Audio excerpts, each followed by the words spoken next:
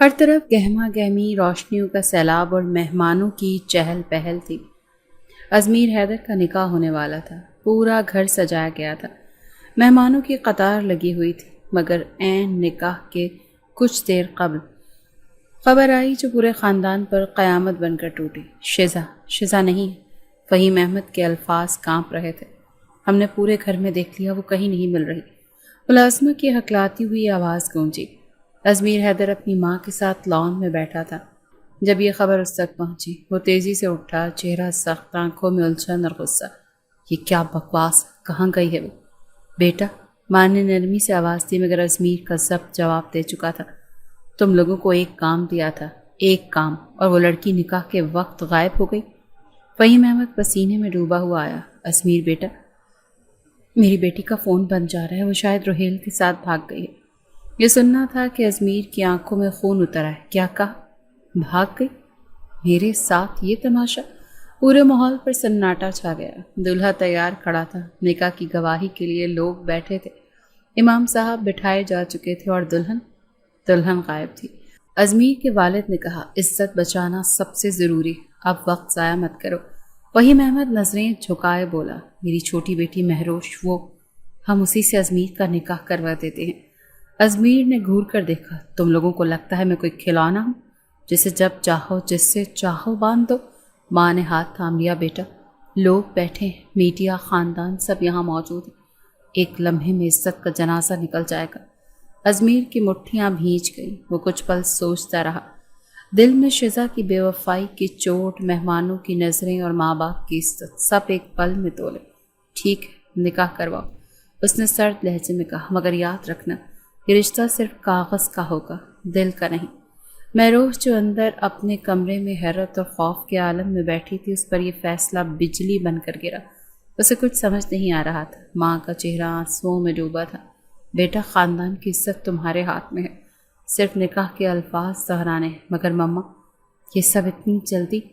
شزا آپی، ماں نے لپٹتے ہوئے کہا، شزا ہمیں کہیں منہ دکھانے کے قابل نہیں چھوڑ گئے۔ اب صرف تم ہو جو اس خاندان کو ڈوبنے سے بچا سکتی ہو۔ کچھ ہی دیر بعد مہروش سر جھکائے، چہرہ نقاب میں چھپائے نکاح کے لیے بیٹھ چکی تھی۔ امام صاحب نے سوال کیا، قبول ہے؟ آواز بمشکل نکلی، قبول ہے۔ ازمیر نے گھور کر اس لڑکی کو دیکھا جو اس کی بیوی کہلانے جا رہی تھی۔ وہ جسے اس نے کبھی نظر اٹھا کر نہیں دیکھا تھا، آج اس کے نام سے بن چکی تھی۔ مہمانوں نے مٹھیاں بھیجی، فوٹوگرافر نے تصاویر لیں، رخصتی ہوئی، مگر ازمیر کا چہرہ ایک لمحے کو بھی نہیں بدلا۔ شزا کا بھاگنا، فہیم احمد کا جھوٹ اور اس نکاح کی زبردستی، سب ایک طوفان کی صورت اس کے اندر ہنگامہ کر گئے۔ کمرے میں داخل ہونے کے بعد ازمیر نے دروازہ زور سے بند کیا۔ مہروش سہم کر ایک کونے میں کھڑی ہو گئی۔ اسے لگا شاید وہ کچھ بولے گا، مگر وہ سیدھا صوفے پر جا بیٹھا، جوتے اتارے اور سگریٹ سلگا لیا۔ کمرے میں دھوئیں کی بو پھیل گئی۔ مہروش خاموشی سے کھڑی رہی۔ بیٹھ جاؤ، وہ بولا بغیر اس کی طرف دیکھے۔ مہروش دھیرے سے بیٹھ گئی۔ اس کی نظریں جھکی ہوئی تھی اور آواز کانپ رہی تھی۔ میں نہیں جانتی تھی کہ یہ سب کیسے ہوا۔ ازمیر نے سگریٹ کا کش لیا، اور مجھے فرق بھی نہیں پڑتا، تم اب میرے لیے بس ایک ذمہ داری ہو، نہ کم نہ زیادہ۔ مہروش کی آنکھیں بھر آئیں، مگر وہ چپ رہی۔ کمرے میں خاموشی طاری ہو گئی، صرف سگریٹ کے جلنے کی آواز سنائی دے رہی تھی، اور باہر مہمان خانے میں مصروف تھے۔ گھر والے چھوٹی مسکراہٹ سجائے لوگوں سے مل رہے تھے، اور اندر دو اجنبی ایک نکاح نامے کے نیچے بیٹھے اپنی اپنی شکست کو سنبھالنے کی کوشش کر رہے تھے۔ رات کے دوسرے پہر تک ازمیر اسی طرح بیٹھا رہا۔ آخر کار اٹھا، وارڈروب سے کپڑے نکالے اور بیڈ کی دوسری سائڈ پر چپ چاپ لیٹ گیا۔ مہروش نے چپ چاپ کمبل اوڑھا، آنکھیں بند کر لی، مگر نیند اس سے کوسوں دور تھی۔ ایک نئی زندگی، ایک اجنبی شوہر، اور اندر ٹوٹتی ہوئی ہر امید کے ساتھ وہ پہلی رات گزر گئی۔ صبح کی مدھم روشنی پردے کے پار سے جھانک رہی تھی۔ ازمیر آنکھیں کھول کر چھت کو گھورنے لگا۔ کچھ لمحوں کے لیے اسے لگا کہ وہ کوئی خواب دیکھ رہا ہے، مگر ساتھ ہی اسے سامنے رکھی میز مہندی زدہ چپل نظر آئی۔ وہ اٹھ کر بیٹھ گیا، ہاتھوں سے چہرہ مسلا اور پھر نگاہ بیڈ کی دوسری طرف دوڑائی۔ بیڈ خالی تھا۔ وہ کچھ پل ویسے ہی بیٹھا رہا، پھر جھنجھلا کر اٹھا اور کمرے کا دروازہ کھولا۔ ٹیرس کی طرف جاتے ہوئے اس کے قدم رکے۔ ٹھنڈی ہوا کی تیزی اور ہلکی بوندا باندی نے رخسار چھوئے۔ وہ جیسے ہی ٹیرس پر آیا، اس کے قدم ایک دم تھم گئے۔ مہروش فرش پر لیٹی تھی، سفید چادر اس کے گرد لپٹی ہوئی تھی، ہونٹ نیلے، چہرہ زرد، اس کی پلکیں ہلکی سی ہل رہی تھی، مگر آواز دینے پر کوئی رد عمل نہیں آیا۔ ازمیر کا دل ایک لمحے کے لیے دھڑکنا بھول گیا۔ وہ تیزی سے آگے آیا، مہروش کو بازوں میں اٹھایا اور کمرے کے اندر لے آیا، بیڈ پر لٹایا اور ڈریسنگ ٹیبل سے چادر نکال کر اس پر ڈالی۔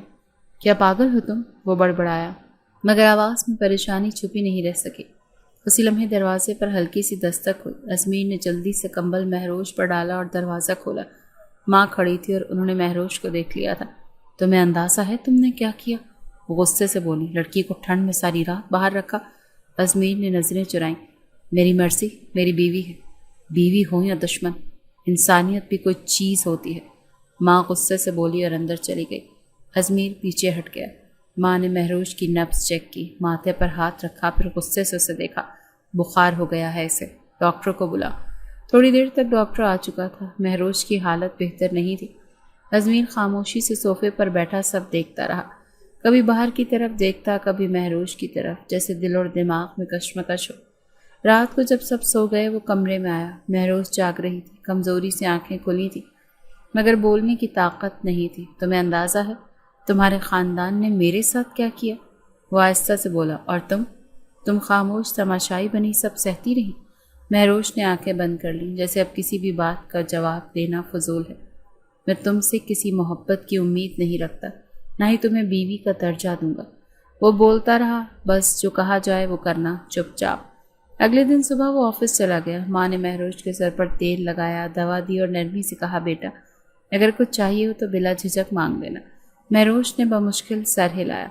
اس کے اندر جیسے بولنے کا جذبہ ہی مر چکا تھا۔ مہروش کا بخار تیسرے دن بھی نہیں اترا۔ اس کے چہرے پر پلاہٹ اور ہونٹوں پر خشکی واضح تھی۔ کمرے میں خاموشی تھی، پنکھا سست رفتار سے چل رہا تھا۔ دوپہر کی دھوپ کھڑکی کے پردوں سے چھن کر آ رہی تھی۔ ازمیر دوپہر کو آفس سے جلدی واپس آیا، قدم آہستہ آہستہ کمرے میں داخل ہوئے۔ مہروش بیڈ پر بے سد لیٹی تھی، اس کا ہاتھ چادر کے اوپر تھا۔ ازمیر نے بنا کچھ کہے تھرمامیٹر اٹھایا اور اس کی انگلیوں کے بیچ رکھ دیا۔ حرارت کا اندازہ ہوتے ہی ماتھے پر بل آ گیا، 103۔ وہ دھیرے سے بولا، پھر پانی کا جگ لایا اور گلاس میں دوا ڈال کر اس کے قریب آیا۔ اٹھو، دوا لو۔ مہروش نے بمشکل آنکھیں کھولی، ہونٹ ہلے مگر آواز نہ نکلی۔ سنائی نہیں دیا؟ دوا لو ورنہ طبیعت اور بگڑ جائے گی۔ وہ زبردستی گلاس اس کے لبوں سے لگا چکا تھا۔ مہروش نے تھوڑا پانی پیا اور چہرہ دوسری طرف موڑ لیا۔ ازمیر گلاس واپس رکھ کر کمرے سے باہر نکلنے لگا کہ سامنے ماں چکن سوپ کا کٹورا ٹرے میں لیے کھڑی تھی۔ یہ لے کر جاؤ اور اسے پلاؤ۔ میں؟ ازمیر نے چونک کر پوچھا۔ ہاں تم، یہ تمہاری ذمہ داری ہے، تمہاری بیوی ہے۔ وہ آنکھوں میں سختی لیے بولی۔ ازمیر کے والد کو اس سب کی خبر تھی، لیکن وہ فی الحال انہوں نے حالات پر خاموش رہنا مناسب سمجھا۔ ازمیر سوپ کا باؤل اٹھائے کمرے میں آیا۔ مہروش آنکھیں بند کیے لیٹی تھی۔ وہ کچھ پل کھڑا رہا، پھر بیڈ کے کنارے بیٹھ گیا۔ اٹھو، سوپ پیو، اس کی آواز میں حکم تھا۔ مہروش نے آنکھیں کھولیں، سر بمشکل جنبش دی۔ اتنے نخرے نہ کرو، تمہاری طبیعت بگڑ رہی ہے، چمچ بھرتے ہوئے بولا۔ 2-3 چمچ کے بعد مہروش نے رکنے کا اشارہ کیا۔ بس، یہ سب کرنے کی مجھے عادت نہیں ہے، مگر ماں کا حکم ہے، اسی لیے کر رہا ہوں۔ تم خوش فہمی میں نہ رہنا۔ مہروش نے کچھ نہیں کہا، بس چہرہ دوسری طرف موڑ لیا۔ اگلی صبح بخار کچھ کم تھا مگر کمزوری باقی تھی۔ ازمیر کو آفس جانا ضروری تھا، مگر جاتے جاتے ماں نے تاکید کی، دوا وقت پر دینا۔ آپ ہی دے دیں، بہتر ہوگا، وہ کھوئے ہوئے انداز میں بولا۔ تم نے نکاح کیا ہے، کسی کا بوجھ نہیں اٹھایا، ذمہ داری سمجھو اسے۔ ازمیر کچھ نہیں بولا، بس گاڑی کی چابی اٹھائی اور نکل گیا۔ دوپہر کو ماں نے پھر تیمارداری کی، دوا دی، دلیا بنایا، مہروش کو کھلایا۔ ازمیر شام کو آیا تو ٹی وی آن کر کے بیٹھ گیا۔ مہروش چپ چاپ بیڈ پر لیٹی رہی۔ کتنی اداکاری آتی ہے تم لوگوں کو، کبھی بخار، کبھی ندامت، کبھی خاموشی۔ اس نے ریموٹ نیچے رکھا۔ ویسے تم نے اپنی بہن سے سبق اچھا سیکھا ہے، مہروش نے تھکے لہجے میں کہا۔ میں اداکاری نہیں کر رہی، بس برداشت کر رہی ہوں۔ اچھا، اور اس برداشت کے بدلے تمہیں ہمدردی کی امید ہے، میرے دل میں جگہ بناؤ گی؟ ازمیر نے زہریلی مسکراہٹ کے ساتھ پوچھا۔ نہیں، مجھے کسی کی ہمدردی نہیں چاہیے، بس آپ کا سکون چاہیے۔ ازمیر لمحے بھر کو رک گیا، اسے لگا جیسے کوئی آئینہ سامنے رکھ دیا گیا ہو۔ اگلی صبح ازمیر کے آفس جانے سے پہلے اس کی ایک فائل غائب تھی۔ ساری الماری کنگالنے کے بعد وہ کچن میں آیا جہاں مہروش ناشتہ تیار کر رہی تھی۔ تم نے میری نیلی فائل دیکھی؟ وہ کل رات آپ نے بیڈ کے دراز میں رکھی تھی، میں نے وہیں دیکھی تھی۔ اس کا مطلب تم میرے کمرے کی تلاشی لیتی ہو؟ وہ برہم ہو گیا۔ کیا ڈھونڈ رہی تھی؟ کوئی ثبوت یا پھر میرے فون تک رسائی چاہیے؟ ایسا کچھ نہیں تھا، وہ بمشکل بولی۔ تم لوگ ویسے ہی ہو، ایک موقع ہاتھ آئے تو عزت کی دچیاں بکھیر دو۔ مہروش نے گیس بند کی، روٹی رکھی اور چپ چاپ کمرے سے باہر چلی گئی۔ کچھ دن بعد گھر میں مہمان آئے، خالہ زاد بہن کی سالگرہ تھی۔ ازمیر کی ماں نے مہروش کو کہا، بیٹا یہ لباس پہن لینا، سب لوگ آئیں گے، اچھا لگے گا۔ مہروش نے وہ نیلا لباس پہنا، سادہ سا لیکن اس پر خوب جچ رہا تھا۔ جب وہ لان میں داخل ہوئی، ازمیر نے دور سے دیکھا اور ماتھے پر بل پڑ گئے۔ وہ سیدھا مہروش کے قریب آیا۔ یہ سب کس لیے؟ کس کو متاثر کرنے کی کوشش کر رہی ہے؟ خالہ جان نے کہا تھا بس ویسے ہی پہنا ہے۔ متاثر کرنے کی کوشش مجھ پر مت کرو، میں تمہارے جیسے کردار کو بخوبی سمجھتا ہوں۔ مہمانوں کے سامنے مہروش نے کچھ نہ کہا۔ ازمیر پلٹا اور جا کر دوستوں کے ساتھ باتوں میں مصروف ہو گیا۔ کمرے میں مدھم روشنی تھی، دیوار گیر گھڑی رات کے 2 بجا رہی تھی۔ مہروش چپ چاپ بیٹھ کے کنارے بیٹھی تھی۔ اس کے بال کمر پر بکھرے تھے اور ہاتھوں میں تسبیح تھی۔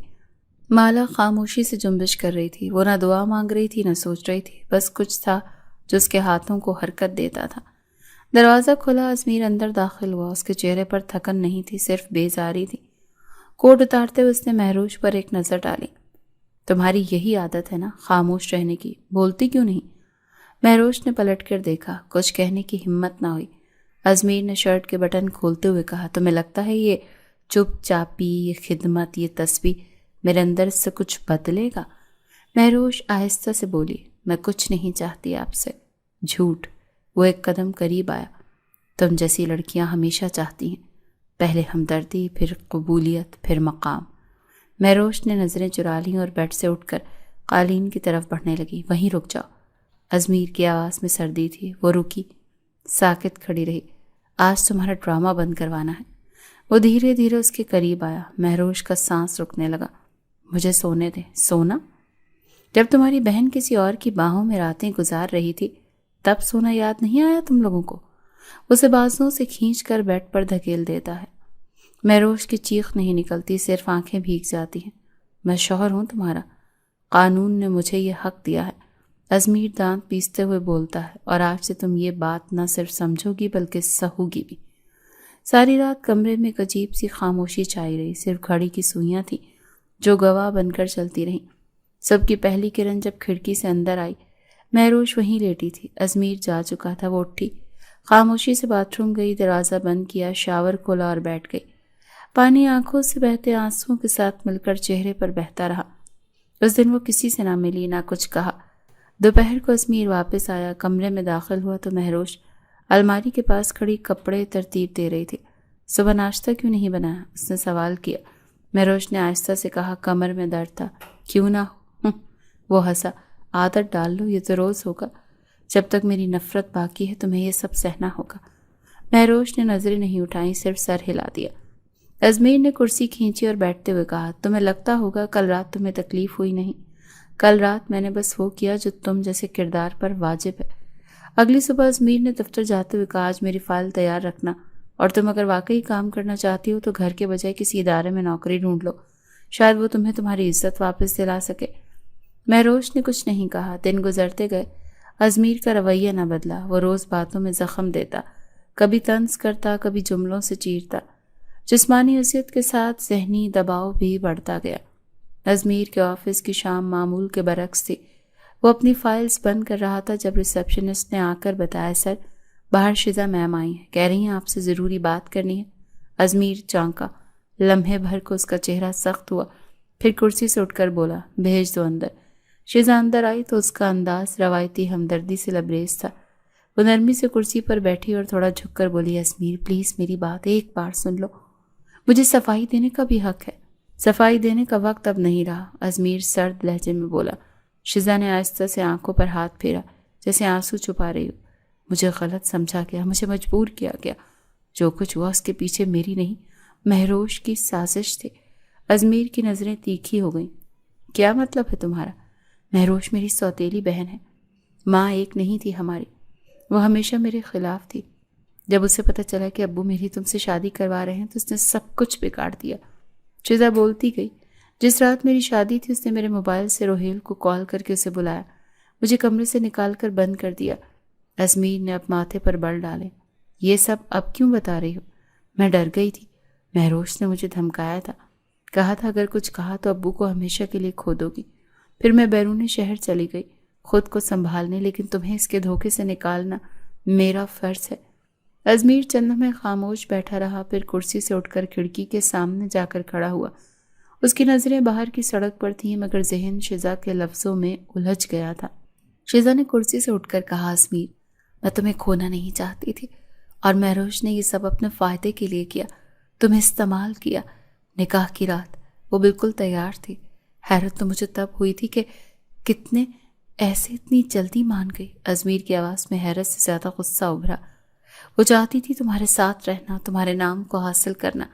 شیزا نے آہستہ سے کہا، اب بھی وقت ہے، سچائی دیکھو۔ شیزا کے جانے کے بعد ازمیر کافی دیر اپنے آفس کی کھڑکی کے پاس کھڑا رہا، پھر اس نے دراز سے گاڑی کی چابی اٹھائی اور دفتر سے نکل گیا۔ گھر پہنچتے ہی سیدھا کمرے میں داخل ہوا۔ مہروش قالین پر بیٹھی کچھ کاغذات ترتیب دے رہی تھی۔ کیا تمہیں سچ بولنا آتا ہے؟ ازمیر کی آواز بلند ہوئی۔ مہروش نے حیرت سے اسے دیکھا۔ کیا ہوا؟ کیا تم سچ میں شیزا کی سوتیلی بہن ہو؟ وہ اس کے قریب آ کر رکا۔ مہروش کے چہرے پر ایک لمحے کچھ سنجیدگی طاری ہوئی۔ ہاں، یہ سچ ہے، مگر اور باقی سب؟ شادی کی سازش تم نے کی یا نہیں؟ ازمیر کی آنکھوں میں شک کا طوفان تھا۔ کیا کہہ رہے ہیں آپ؟ مہروش کی آواز کانپنے لگی۔ وہ سب جھوٹ نہیں تھا جو شیزا نے کہا۔ ازمیر نے اس کا بازو سختی سے پکڑ لیا۔ تم نے ہی اسے غائب کروایا تاکہ تم میرے ساتھ نکاح کر سکو؟ نہیں، اللہ کی قسم، میں نے کچھ نہیں کیا۔ مہروش نے بمشکل خود کو سنبھالا۔ تم جیسی لڑکیاں قسمیں ہی کھاتی ہیں۔ وہ اسے دھکیل کر پیچھے ہٹ گیا۔ ایک بار لگا تھا شاید میں تمہیں غلط سمجھ رہا ہوں، لیکن نہیں، تم تو سازش کی پیداوار ہو۔ مہروش کے حلق سے آواز نہ نکل سکی۔ وہ صرف آنکھوں سے بہتے آنسو صاف کرنے لگی۔ رات کے کھانے پر مہروش نے چپ چاپ کھانا لگایا۔ ازمیر نے کسی چیز کو ہاتھ نہیں لگایا، بس نوالا ہاتھ میں لے کر چھوڑ دیا، پھر غصے سے اٹھا اور ٹیبل پر چمچ پھینک دیا۔ زہر ملایا ہے کیا اس میں؟ تمہیں تو سب کچھ حاصل کرنا ہے، چاہے میری زندگی ہو یا عزت۔ ماں نے کچھ کہنے کی کوشش کی، مگر ازمیر ہاتھ اٹھا کر بولا، امی پلیز، آپ کو کچھ نہیں پتا۔ ازمیر غصے میں وہاں سے چلا گیا اور شیزا بے بسی سے اسے جاتا ہوا دیکھتی رہی۔ ازمیر آفس میں کرسی پر جھکا بیٹھا تھا۔ کمپیوٹر اسکرین پر رپورٹ کھلی تھی، مگر نظریں بار بار موبائل کی اسکرین پر جا رہی تھیں۔ دوپہر کے قریب شیزا کا میسج آیا، آج شام 5 اسٹار کیفے پر مل سکتے ہو، کچھ اہم بات کرنی ہے۔ اس نے مختصر جواب دیا، اوکے، 7 بجے۔ شام میں وقت پر وہ کیفے پہنچا۔ شیزا پہلے سے موجود تھی۔ اس نے ازمیر کو دیکھتے ہی مسکرا کر ہاتھ ہلایا۔ وہ ویسی ہی تیار تھی، نفیس لباس، نفاست سے سنوارے بال اور چہرے پر وہی معصوم سی اداسی۔ تم ٹھیک ہو؟ ازمیر نے کرسی کھینچ کر بیٹھتے ہوئے پوچھا۔ ٹھیک ہونا اب تم پر منحصر ہے، شیزا نے چائے کا اسپون ہلاتے ہوئے کہا۔ کیا مطلب؟ ازمیر، میں چاہتی ہوں تم فیصلہ کرو، مہروش کو طلاق دے کر مجھے واپس اپنی زندگی میں لاؤ۔ ازمیر نے چونک کر دیکھا۔ اتنی جلدی کیوں؟ یہ جلدی نہیں ہے، یہ انصاف ہے۔ وہ رشتہ جس کی بنیاد جھوٹ پر رکھی گئی ہو، اس کا کیا مستقبل؟ شیزا نے نرمی سے بات کی۔ میں سوچ رہا ہوں، ازمیر نے میز پر انگلیاں بجاتے ہوئے کہا۔ سوچنے کے لیے بہت وقت گزر چکا ہے۔ اگر تم چاہتے ہو کہ میں پھر سے اعتماد کروں تو تمہیں پہلا قدم اٹھانا ہوگا۔ شیزا کی آواز میں دباؤ تھا۔ ازمیر خاموش رہا۔ کچھ دیر بعد اس نے کہا، ٹھیک ہے، میں اسے بتا دوں گا۔ رات دیر سے ازمیر گھر واپس آیا۔ کمرے میں داخل ہوا تو مہروش قالین پر بیٹھی قرآن کی تلاوت کر رہی تھی۔ وہ خاموشی سے اندر داخل ہوا، کچھ دیر اسے دیکھتا رہا، پھر بولا، کل صبح کچھ بات کرنی ہے تم سے، ضروری ہے۔ مہروش نے کتاب بند کی۔ جی بہتر۔ صبح ناشتے کے وقت ازمیر نے براہ راست بات شروع کی۔ میں نے فیصلہ کیا ہے ہم دونوں کے درمیان جو کچھ ہے وہ ختم کرنا چاہتا ہوں۔ مہروش کے ہاتھ رک گئے۔ کیا مطلب؟ طلاق۔ وہ اسپاٹ لہجے میں بولا، میں تمہیں طلاق دینا چاہتا ہوں۔ مہروش کی آنکھوں میں حیرت نہیں بلکہ جمود سا چھا گیا تھا، جیسے کچھ سن ہی نہ رہی ہو۔ وجہ؟ آواز مدھم تھی۔ تم جانتی ہو شیزا واپس آئی ہے، میں اس سے نکاح کرنا چاہتا ہوں۔ ازمیر نرمی برتنے کی کوشش کر رہا تھا۔ آپ نے ایک بار بھی سچائی جاننے کی کوشش نہیں کی؟ مہروش نے بہت دھیمے لہجے میں کہا۔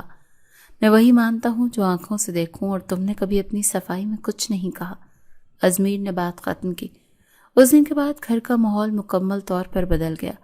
ازمیر دیر تک باہر رہنے لگا، زیادہ تر وقت شیزا کے ساتھ گزارتا۔ وہ اسے مختلف مقامات پر لے کر جاتا، ریسٹورنٹس، ایونٹس، ڈنرز۔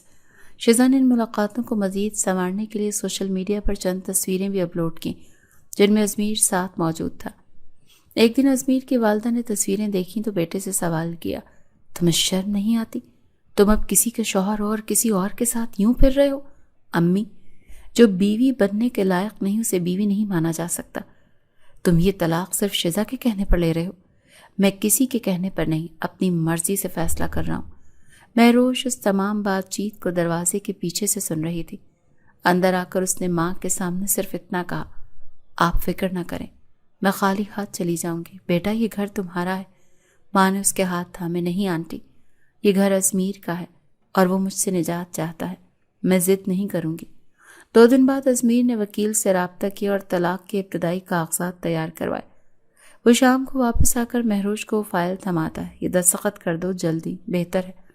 مہروش نے فائل ہاتھ میں لی، دیکھا اور بنا کچھ کہے کمرے میں چلی گئی۔ اس رات وہ ساری فائل کھول کر بیٹھی رہی، ہر لفظ جیسے اس کی زندگی کو چیر رہا تھا۔ صبح اس نے فائل میز پر رکھ دی۔ آپ جو چاہتے ہیں وہ کر لیں، میں روکنے کی کوشش نہیں کروں گی۔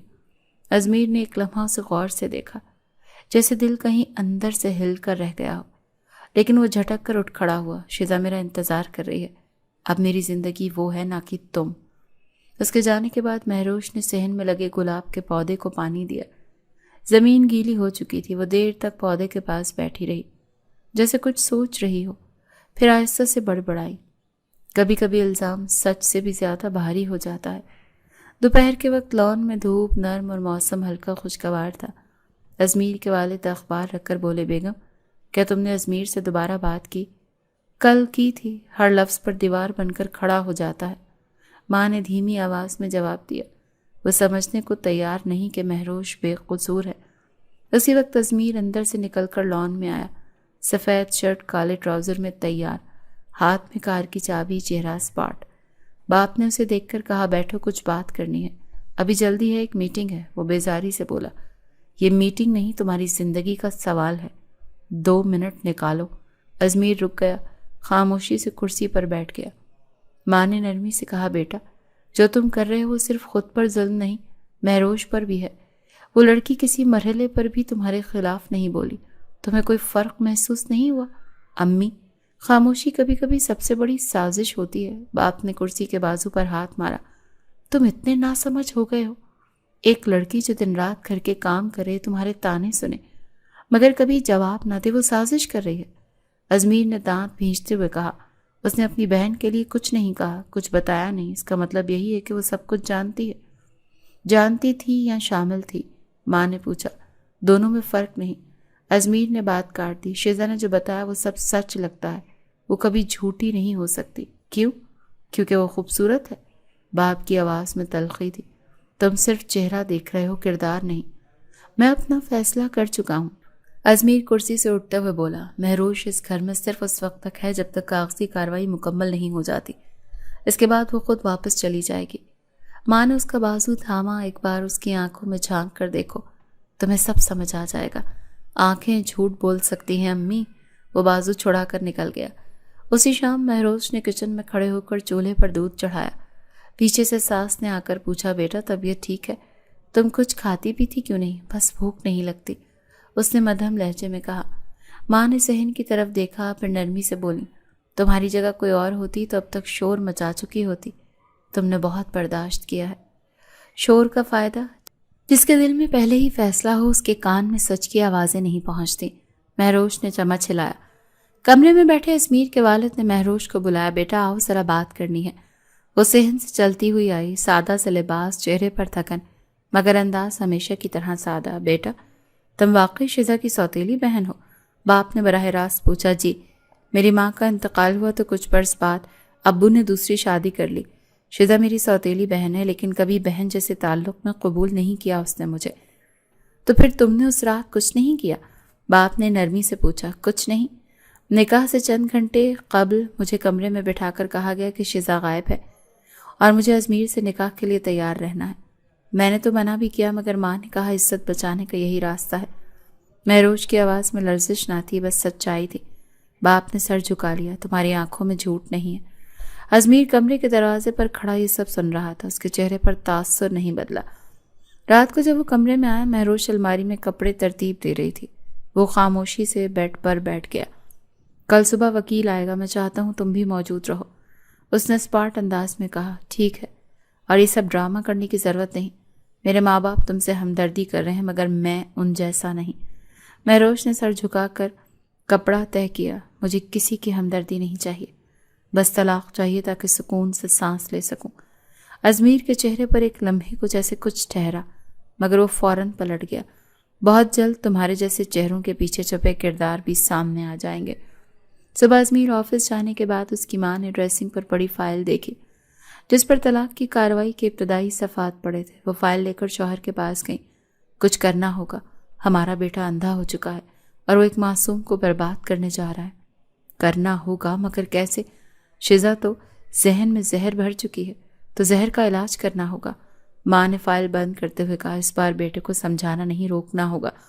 آفس کی دوپہر خاصی مصروف تھی۔ ازمیر کانفرنس روم سے نکلا ہی تھا کہ ریسپشنسٹ نے آ کر اطلاع دی، سر ایک صاحب آپ سے ملنے آئے ہیں، نام بتایا ہے آذر خان، کہہ رہے ہیں آپ کے کالج کے دوست ہیں۔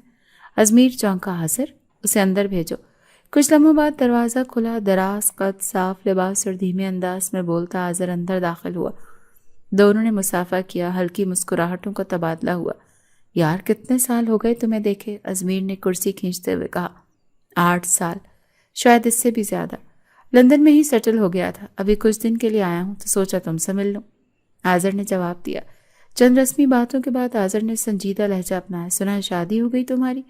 ازمیر نے ہنسی میں بات کو ہلکا لینے کی کوشش کی۔ ہو تو گئی، مگر اب طلاق کا پروسیس چل رہا ہے۔ آذر نے ایک لمحہ رک کر پوچھا، کس سے شادی کی تم نے؟ وحیم انکل کی بیٹی سے، مہروش نام ہے اس کا۔ اصل میں شزا کے بھاگنے پر فیملی نے نکاح کروا دیا، بعد میں شزا لوٹ آئی اور بہت کچھ پتہ چلا۔ تمہیں تو خبر نہیں ہوگی، سارا کھیل اسی مہروش کا تھا۔ آذر کی آنکھوں میں الجھن ابھری۔ تم یہ سب سچ سمجھتے ہو؟ ازمیر نے سیدھا ہو کر بیٹھتے ہوئے کہا، دیکھو آذر، میں اندھا نہیں، ثبوت موجود ہیں۔ شزا نے سب بتایا۔ مہروش نے سازش سے شادی کی اور میرے ساتھ زندگی کا مذاق بنایا۔ آذر نے ایک گہری سانس لی۔ تمہیں پوری بات سننی پڑے گی اور اس بار مجھے روکو گے نہیں۔ ازمیر چونک گیا مگر خاموش رہا۔ آذر نے جیب سے فون نکالا، اسکرین پر کچھ تصاویر دکھائیں۔ شزا مختلف لڑکوں کے ساتھ پارٹیوں، ریسٹورنٹس اور گاڑیوں میں موجود تھی۔ ایک تصویر میں وہ کسی لڑکے کے کاندھے پر ہاتھ رکھے کھڑی تھی۔ یہ کیا ہے؟ ازمیر کے ماتھے پر بل پڑے۔ یہ وہ ہے جسے تم سچ سمجھ رہے ہو۔ شزا کے کم از کم 4 افیئرز تھے، جن میں سے 2 کے ساتھ میں نے خود اسے شہر کے کلب میں دیکھا۔ وہ کوئی معصوم مظلوم لڑکی نہیں، بلکہ چالاک اور موقع پرست ہے۔ ازمیر کا چہرہ سنجیدہ ہو گیا۔ اور مہروش، تمہیں اس کی اصل کہانی معلوم بھی ہے؟ آذر نے سوال کیا۔ ازمیر نے کوئی جواب نہیں دیا۔ آذر نے بات جاری رکھی، تمہیں یاد ہے ہم لوگ وحیم انکل کے ساتھ والے محلے میں رہتے تھے؟ میں روز ان کے گھر کا ماحول دیکھتا تھا۔ مہروش اپنی ماں کے بعد جیسے نوکرانی بن کر رہ گئی تھی۔ سوتیلی ماں اس پر ہاتھ اٹھاتی تھی، شزا اس کی چیزیں چھین لیتی تھی اور باپ بے بس تماشائی بنا رہتا تھا۔ ازمیر کی آنکھوں میں سوال ابھرا، یہ سب تمہیں کیسے معلوم؟ میں گواہ ہوں ہر چیز کا۔ ہمارا مہروش کے والد سے کافی گہرا تعلق بن گیا تھا۔ ایک دن میں نے دیکھا مہروش کی انگلی کٹی ہوئی تھی، مگر شام کو وہ اسکول کے کام کے ساتھ ساتھ سارا گھر بھی سنبھال رہی تھی۔ شزا نے کئی بار اس کے کپڑے جلا دیے، وہ چپ رہی۔ آذر نے دھیرے سے کہا، ایسی لڑکی اگر خاموش ہے تو سازش ہی نہیں، صابر ہوتی ہے۔ ازمیر کرسی سے اٹھ کھڑا ہوا، ایک ہاتھ بالوں میں لے گیا، کچھ دیر چپ رہا، پھر دھیرے سے بولا، شزا نے کہا تھا مہروش نے نکاح کے لیے پلاننگ کی۔ شزا جھوٹ بولتی ہے، وہ چاہتی ہے تم اسے قبول کرو اور اس کے لیے وہ کچھ بھی کر سکتی ہے۔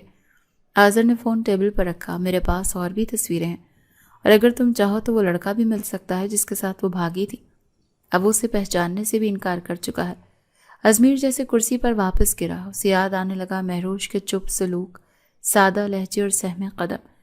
وہ لمحے جب اس نے سوال کیے بغیر ساری ذلت برداشت کی، وہ راتیں جب اس نے تکلیف سہی مگر زبان نہیں کھولی۔ میں نے غلط کیا، ازمیر کی آواز جیسے کسی گہرے کنویں سے آئی ہو، اب بھی وقت ہے، اگر تم واقعی انسان ہو تو وہ غلطی سدھارو جس نے کسی کا وجود رون دیا۔ آذر نے کہا اور اٹھ کھڑا ہوا۔ آذر، تم میرے ساتھ چلو گے؟ میں تمہیں لے کر اس کے پاس جانا چاہتا ہوں۔ ازمیر نے نظریں اٹھا کر کہا، چلو۔ آذر نے مختصر سا جواب دیا۔ گھر پہنچ کر جب ازمیر نے کمرے میں قدم رکھا تو مہروش بیگ سمیٹ رہی تھی۔ نظر اٹھی تو ازمیر کے ساتھ آذر کو کھڑا دیکھ وہ رکی۔ ازمیر کچھ قدم بڑھا، آہستہ سے کہا، مہروش مجھے معاف کر دو۔ مہروش نے خاموشی سے اسے دیکھا، پھر آذر کی طرف۔ آذر بولا، اسے سب کچھ بتا دیا ہے، شزا کا اصل چہرہ، تم پر ہونے والے ظلم، سب کچھ۔ ازمیر نے فائل ہاتھ سے زمین پر پھینکی۔ یہ طلاق کی فائل تھی، لیکن اب میں چاہتا ہوں تم یہ رشتہ صرف نام کا نہیں حق کا سمجھو۔ میں شرمندہ ہوں، بہت زیادہ شرمندہ۔ مہروش نے آنکھیں نم کی۔ وہ کوئی جواب نہ دے سکی، بس پیچھے ہٹ کر بیٹھ گئی جیسے کوئی طوفان تھم گیا ہو، لیکن اس کے اثرات ابھی باقی ہوں۔ ازمیر نے اگلی صبح دفتر پہنچتے ہی اپنا پرانا جاننے والا فیضان جو پرائیویٹ انویسٹیگیٹر تھا اسے کال کی۔ مجھے ایک نام پر مکمل ڈیٹیلز چاہیے، شزا فہیم، فہیم احمد کی بیٹی، مکمل پروفائل، ماضی، موجودہ حرکات، سب کچھ۔ فیضان نے کہا، 24 گھنٹے دو، مکمل رپورٹ تمہاری ٹیبل پر ہوگی۔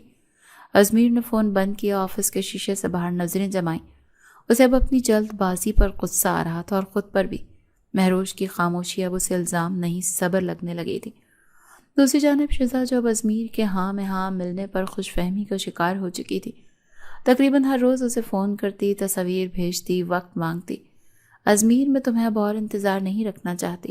طلاق کب فائل کرو گے؟ جلد، بس کچھ کاغذی کارروائی باقی ہے۔ ازمیر مختصر جواب دیتا، لیکن اب لہجے میں سرد مہری آ چکی تھی۔ 2 دن بعد فیضان کی رپورٹ ٹیبل پر تھی۔ ازمیر نے فائل کھولی، صفحہ بہ صفحہ پڑھتا گیا۔ تصاویر، واٹس ایپ چیٹس، اسکرین کے شارٹس، سوشل میڈیا پر چھپی ہوئی پارٹیوں کی معلومات، 3 مختلف مردوں کے ساتھ وقت گزارنے کی تفصیل، اور سب سے آخر میں وہ لڑکا جس کے ساتھ شزا نکاح کا ڈرامہ کر کے فرار ہوئی تھی۔ اس کا تحریری بیان بھی شامل تھا۔ شزا نے خود مجھے بلایا، کہا کہ وہ ایک شادی سے بھاگنا چاہتی ہے۔ چند دن بعد اس نے مجھے چھوڑ دیا اور کہا کہ پلان تبدیل ہو گیا۔ ازمیر نے فائل بند کی، کرسی سے اٹھا، سیدھا اپنی کار میں بیٹھ کر شزا کے فلیٹ کی طرف روانہ ہوا۔ دروازہ اس نے خود کھولا، چہرے پر مسکراہٹ، ہاتھ میں کافی کپ۔ تم نے وقت پر آنے کی عادت بھی اپنا لی۔ ازمیر خاموشی سے اندر آیا، فائل اس کے ہاتھ میں تھی۔ یہ سب کیا ہے؟ شزا نے فائل کی طرف اشارہ کیا۔ یہ وہ سچ ہے جسے تم مجھ سے چھپا رہی تھی۔ ازمیر نے فائل اس کے سامنے میز پر پھینکی۔ شزا نے کھول کر پہلی تصویر دیکھی، پھر دوسرا صفحہ، پھر تیسرے پر آ کر اس کے چہرے کا رنگ بدلنے لگا۔ یہ سب جھوٹ ہے، تم نے یقین کر لیا؟ میں نے یقین نہیں کیا، ثبوت حاصل کیے ہیں۔ ازمیر کی آواز سرد اور واضح تھی۔ تم نے صرف میرے ساتھ نہیں، میرے ماں باپ کی عزت، مہروش کی زندگی، سب کو کھیل سمجھا۔ شزا نے آگے بڑھ کر اس کا بازو پکڑنے کی کوشش کی۔ میں نے ایسا کچھ نہیں کیا، وہ سب پلان تھا، میں نے بس تمہیں واپس پانا چاہا۔ محبت اور سازش میں فرق ہوتا ہے شزا۔ تم نے محبت کی آڑ میں مہروش کو ذلیل کیا اور مجھے اندھا بنانے کی کوشش کی۔ شزا کی آواز بلند ہوئی۔ تمہیں آخر اس خاموش لڑکی میں کیا نظر آ گیا؟ وہ جو تمہارے چیخنے سے چھپا رہا، سچ، وقار، خاموشی میں چھپی عزت۔ ازمیر پیچھے ہٹ گیا۔ آج کے بعد تم میری زندگی سے مکمل طور پر ختم ہو، دوبارہ کبھی میرے پاس یا میرے گھر کے آس پاس نظر نہ آنا۔ دروازہ بند ہوا، شزا فرش پر بیٹھ گئی، فائل کے پنے اس کے سامنے بکھرے پڑے تھے۔ گھر پہنچ کر ازمیر نے آذر کو فون کیا، شزا سے بات ختم کر دی۔ تم ٹھیک تھے، سب کچھ واضح ہو گیا، اب کیا کرو گے؟ آذر نے پوچھا۔ مہروش سے معافی مانگوں گا، شاید قبول نہ کرے، لیکن سچ کے ساتھ کھڑا تو ہو سکتا ہوں نا۔ وہ گھر آیا، کمرے میں داخل ہوا تو مہروش ڈریسنگ کے سامنے کھڑی تھی۔ سادہ لباس، بالوں میں تیل لگا ہوا اور چہرہ تھکا مگر پرسکون۔ مہروش، اس نے پلٹ کر دیکھا۔ جی، میں تم سے کچھ کہنا چاہتا ہوں۔ ازمیر کی آواز میں جھجک تھی۔ کہہ لیجئے، اور اگر طلاق کے کاغذات لائے ہیں تو لائیں، دیجئے۔ میں نے فیصلہ کر لیا، میں مزید یہاں نہیں رہوں گی۔ ازمیر نے قدم بڑھایا۔ طلاق کا تو سوال ہی پیدا نہیں ہوتا، میں شرمندہ ہوں بہت زیادہ، اور وہ سب کچھ، میری کردار خوشی، تذلیل، الزام، ان سب کا کیا؟ مہروش کی آنکھیں نم تھیں۔ تمہارے سوال کا جواب میرے لفظوں میں نہیں، میرے عمل میں ہوگا۔ ازمیر نے جیب سے وہی طلاق کی پرانی فائل نکالی اور اس کے سامنے پھاڑ دی۔ یہ میرے گناہوں کی دستاویز تھی، آج اسے ختم کر رہا ہوں یار۔ مہروش نے نظریں چرا لیں۔ کبھی کبھی معافی وقت پر مانگی جائے تو بامعنی ہوتی ہے۔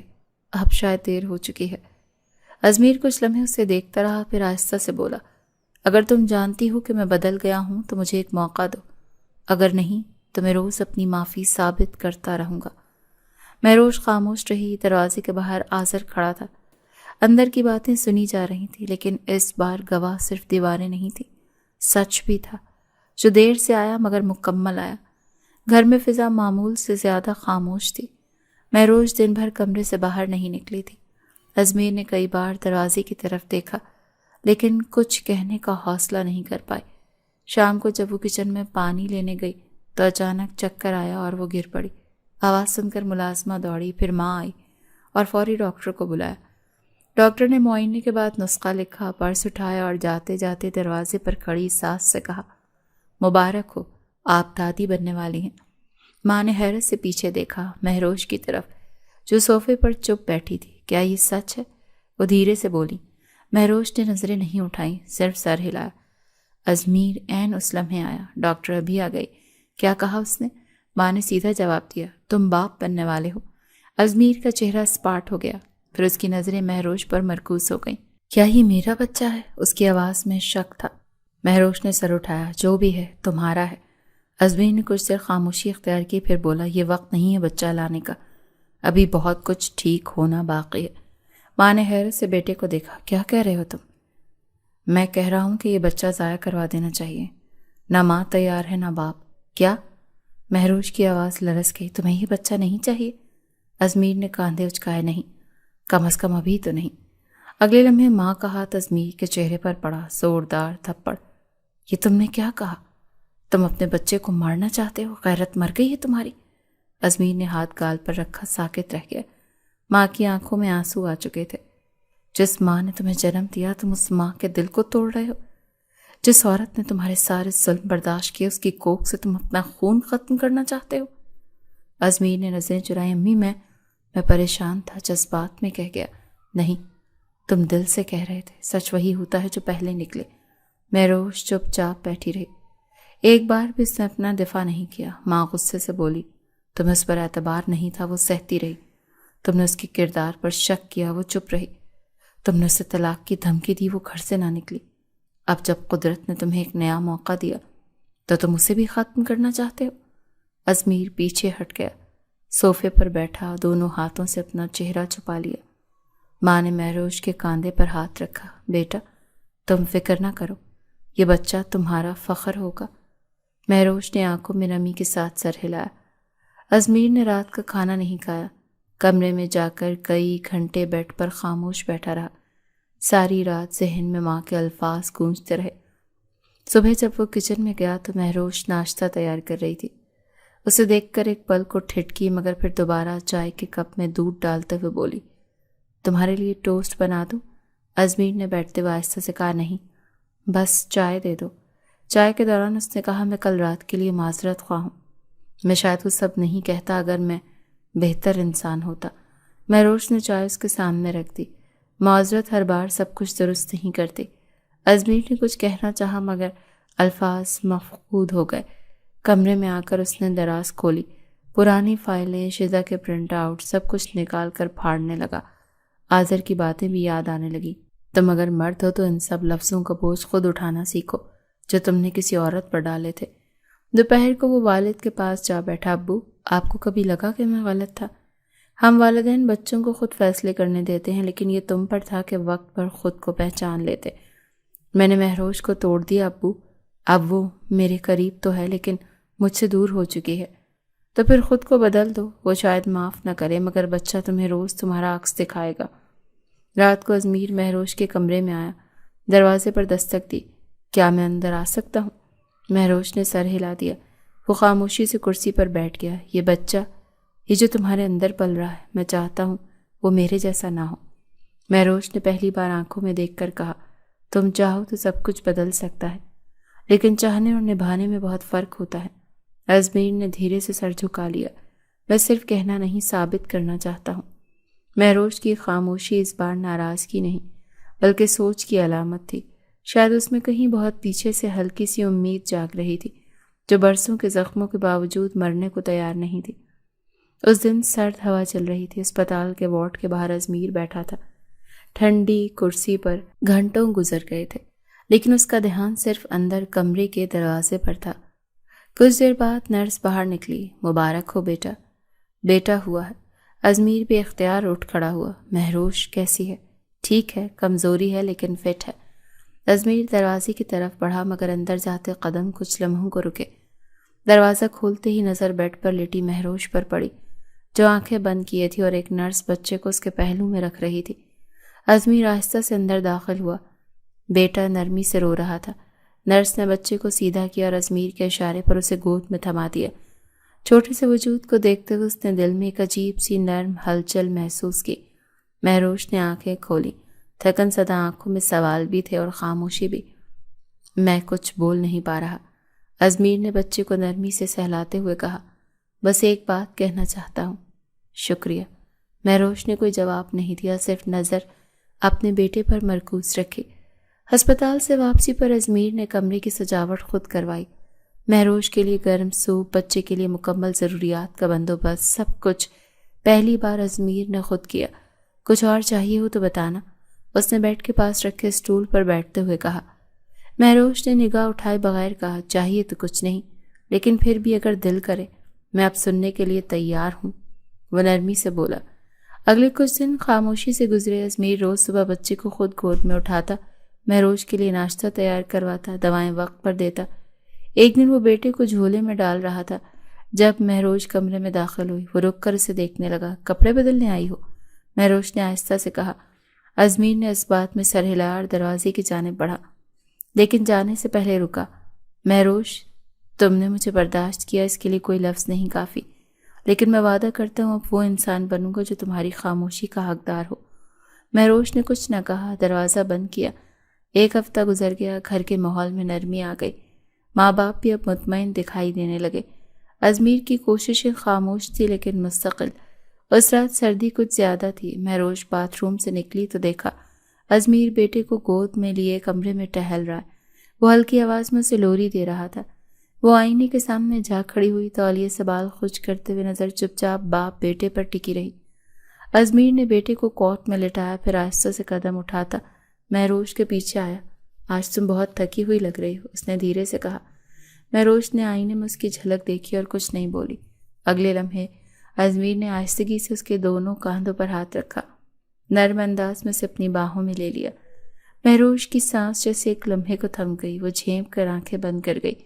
اگر تم نے مجھے آج بھی دور کر دیا تو میں کچھ نہیں کہوں گا، لیکن اگر تمہارا دل کرے تو شاید ہم دونوں اس زندگی کو ایک نیا موقع دے سکتے ہیں۔ مہروش نے دھیرے سے کہا، کچھ زخم وقت لیتے ہیں، وہ بھرتے ہیں مگر نشان رہ جاتے ہیں۔ ازمیر نے اس کے سر پر ہلکے سے بوسہ دیا۔ میں نشان نہیں مٹانا چاہتا، صرف یہ چاہتا ہوں کہ اب ہر دن تمہارے لیے آسان ہو۔ وہ کچھ لمحوں تک اسی حالت میں کھڑے رہے۔ مہروش نے پہلی بار خود سے کہا، شاید یہ وہی وقت ہے جہاں سے دوبارہ جیا جا سکتا ہے۔ ازمیر نے اس کی گرفت ڈھیلی کی مگر ہاتھ چھوڑے نہیں۔ اب ہم 3 ہیں اور مجھے اس 3 کو مکمل رکھنا ہے۔ مہروش نے گردن موڑ کر پیچھے دیکھا۔ پہلی بار تمہارے لفظوں میں بوجھ نہیں تھا، کیونکہ پہلی بار میرے دل میں ندامت کے ساتھ محبت بھی ہے، ازمیر نے سچائی سے کہا۔ بچے کی ہلکی سی آواز پر دونوں نے پلٹ کر دیکھا۔ وہ جھولے میں ہلکی جنبش لے رہا تھا۔ ازمیر نے آہستگی سے کہا، وہ بھی چاہتا ہے کہ ہم دونوں اب ایک نیا آغاز کریں۔ مہروش نے جھولے کی طرف بڑھتے ہوئے کہا، پھر ہم کوشش کریں گے۔ ماضی کے سائے لمبے تھے مگر دھوپ نکلی ہے تو امید بھی ہو سکتی ہے۔ ازمیر نے جھولے کے قریب کھڑے ہو کر بچے کو دیکھا۔ یہ سب کچھ شاید تبھی ہونا تھا، اسی ترتیب سے، انہی زخموں کے ساتھ۔ مہروش نے بچے کی پیشانی چومی۔ محبت شاید پہلے آئی ہوتی تو تم اسے پہچان نہ پاتے، اب تم جان چکے ہو کہ پیار جیتا کیسے جاتا ہے۔ ازمیر نے دھیرے سے کہا، اور تم نے سکھایا کہ برداشت بھی محبت کا ایک رنگ ہے۔ کمرے میں مدھم روشنی تھی اور زندگی کا نیا سورج ان کے درمیان طلوع ہو رہا تھا۔ زخم تھے، نشان تھے، لیکن اب ہر قدم پر ایک نیا راستہ بھی تھا، محبت کا، بھروسے کا، اور اس گھر کی اصل مکمل تصویر کا۔